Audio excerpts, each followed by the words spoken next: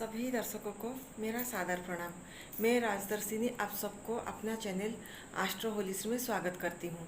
प्रिय दर्शकों, आज हम ज्योतिष की चर्चा में जन्म कुंडली का चौथा भाव के बारे में बात करेंगे। फोर्थ हाउस का कैरेक्टरिस्टिक्स क्या है उसके बारे में आज हम चर्चा करेंगे। देखिए, जन्म कुंडली का जो चौथा भाव है वो सबसे महत्वपूर्ण भाव होता है, क्योंकि चौथा भाव को सुख का स्थान कहा जाता है और चौथा भाव माता को सिग्निफाई करता है। माता का सुख आप चौथे भाव से ही देखेंगे।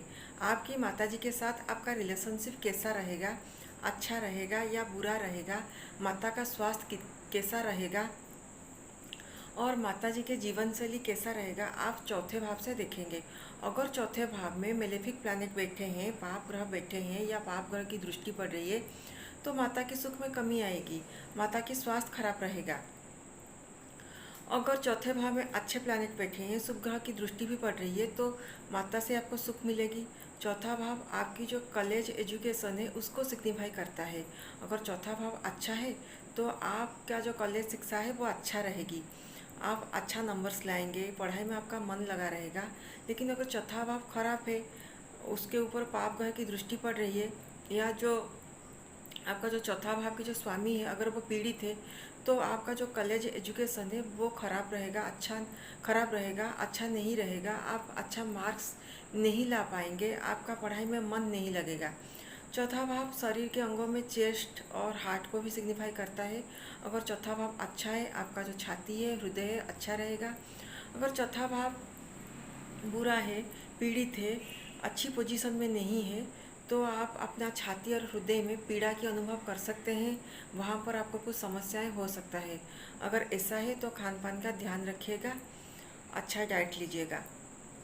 चौथा भाव से आपको फैमिली को भी सिग्निफाई करता है, आपका फैमिली कैसा रहेगा, फैमिली में जो मेंबर होते हैं, जो सदस्य होते हैं, उनके साथ आपका संबंध कैसा रहेगा, अच्छा रहेगा या बुरा रहेगा, ये सारा कुछ चौथे भाव से देखा जाता है, क्योंकि चौथे भाव को सुख का स्थान कहा जाता है।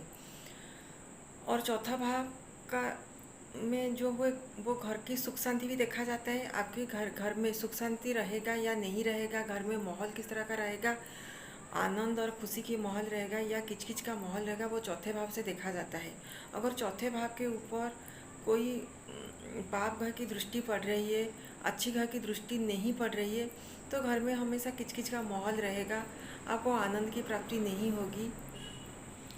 और चौथा भाव और भी बहुत सारे फील्ड को सिग्निफाई करता है। चौथा भाव से आपका जो ज़मीन जायदाद मकान का सुख देखा जाता है। आप कितने ज़मीन जायदाद मकान का मालिक होंगे, कितने ज़मीन जायदाद मकान आपके पास रहेगा, ये सारा कुछ चौथे भाव से देखा जाता है।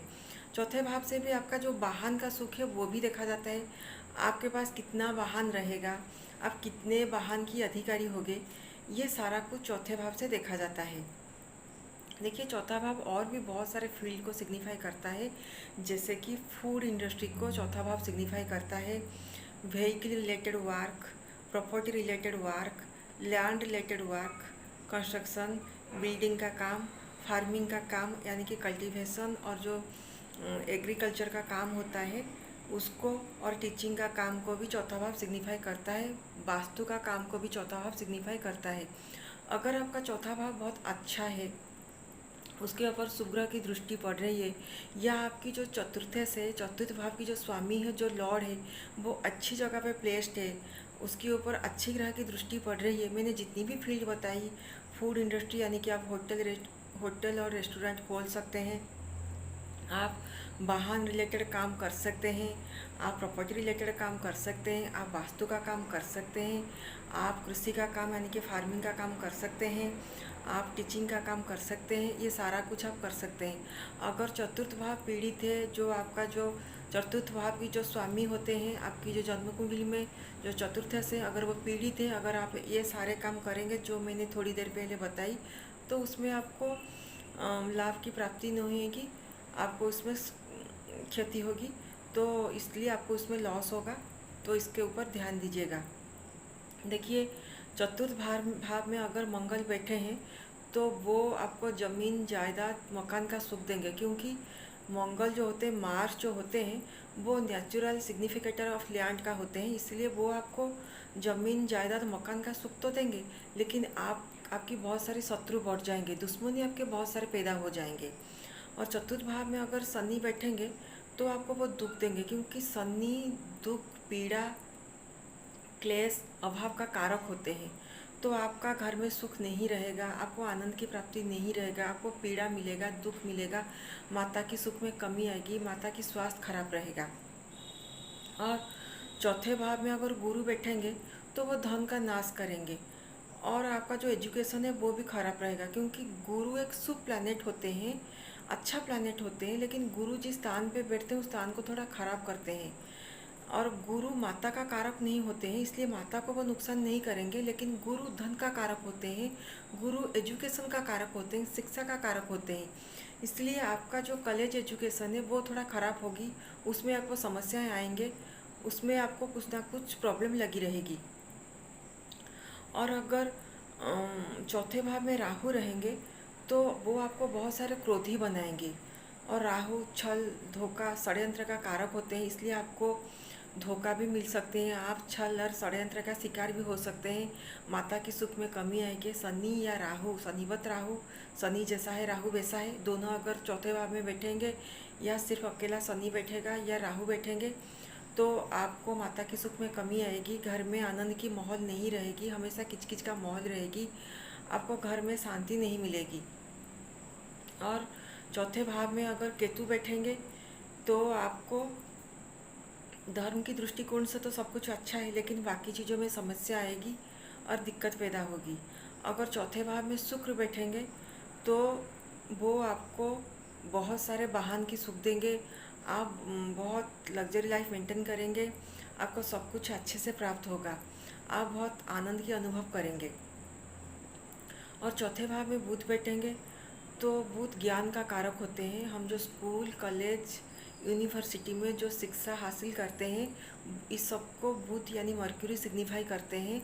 तो अगर आप का जन्म कुंडली में चौथे भाव में बुध बैठा है तो आपका शिक्षा बहुत अच्छा रहेगा, आपका ज्ञान बहुत अच्छा रहेगा, और आप टीचिंग लाइन में अगर जाएंगे ये आपके लिए अच्छा रहेगा।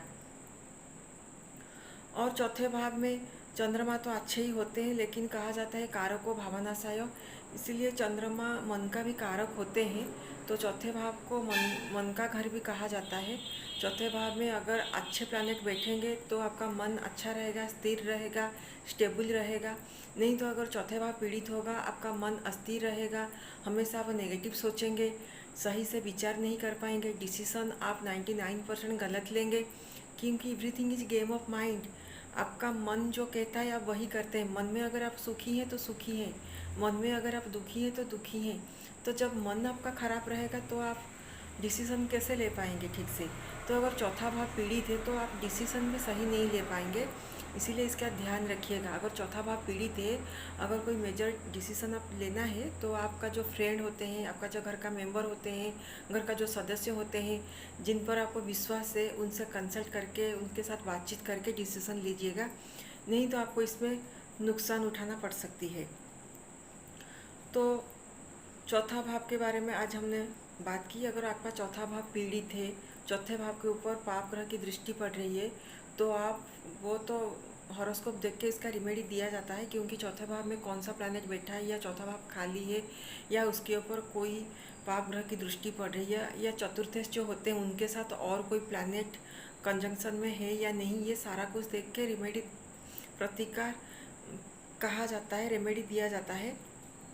लेकिन फिर भी अगर आपका चतुर्थेश खराब है, चतुर्थ भाव पीड़ित है, चतुर्थ भाव के स्वामी पीड़ित स्थिति में है आपकी रेडिकल हॉरोस्कोप में, तो आपका जो आराध्य है, जो इष्ट देवता है, आप उनका पूजा कर सकते हैं, आप शिवलिंग पे जलाभिषेक कर सकते हैं, भोलेनाथ जी का आराधना कर सकते हैं।